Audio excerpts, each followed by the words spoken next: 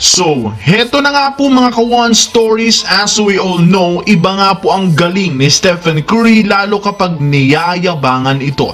Simula nga po nang umusbong ang kanyang karir, marami na nga po mga NBA superstar ang napahiya niya. Kaya naman ngayon, halina't kilalanin natin ang tatlong NBA player at superstar na literal nagsisi sa pag-trash talk nila sa isang Stephen Curry. Pero bago yan, please don't forget to hit the notification bell at mag-subscribe sa aking channel. So, kung meron man nga pong isang team ang binabastos at minamalit ngayon ng mga analyst at players sa bagong season, eto nga ay ang Golden State Warriors dahil masyado nga daw humina ang kanilang lineup dahil sa pag-alis ni na Jordan Poole at Klay Thompson na mga championship player.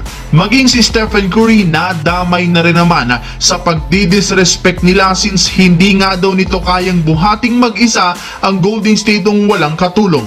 Halos lahat ng kanyang mga kakampi hindi niya mapagkakatiwalaan sa opensa kaya inaasahan na hindi na naman nga daw sila papasok sa playoffs at maging sa play-in tournament. Ngunit ayon nga sa isang analyst, maling-mali na maliitin at pagtratrash talkin ang Golden State Warriors lalo na si Stephen Curry gayong napatunayan na nga nito na mas ginaganahan itong maglaro at manalo kapag binabastos siya. Sa katunayan, ilang mga superstar na rin naman sa liga ang pinahiya nito matapos siyang trash talkin.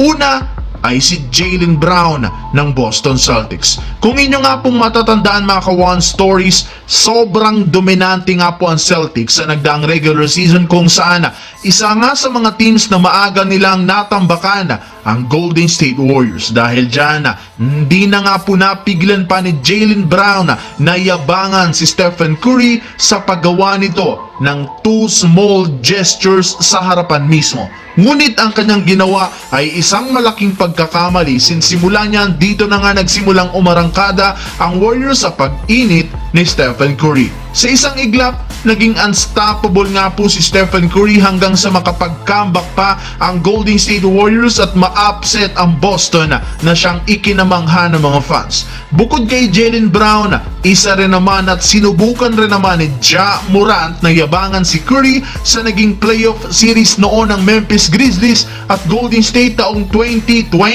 na hindi rin naman naging maganda ang kinalabasan dahil matapos silang manalo dito, sila pa ang nagkampiyon. Habang ang huling player na naman na napahiya ng husto dahil sa pantatrash talk kay Stephen Curry ay si Dillon Brooks. Sa katunayan, simula nga po nang naglalaro ito sa Memphis hanggang ngayon sa Houston Rockets, talaga namang literal pinanta-trash talk nito si Curry sa tuwing nagkakaharap sila. Nagkainitan, nagkakapisikalan, subalit ang kayabangan nga po ni Dillon Brooks ang mismong nagdadala sa kanya sa kahihiyan at pagkatalo dahil ilang beses na rin naman nga siyang pinasayaw ni Stephen Curry at tinambakan. Kaya nangangahulugan lamang nito ang mga nabanggit ko sa inyo na hindi nga talaga maganda na maliitin si Stephen Curry at ang Golden State Warriors.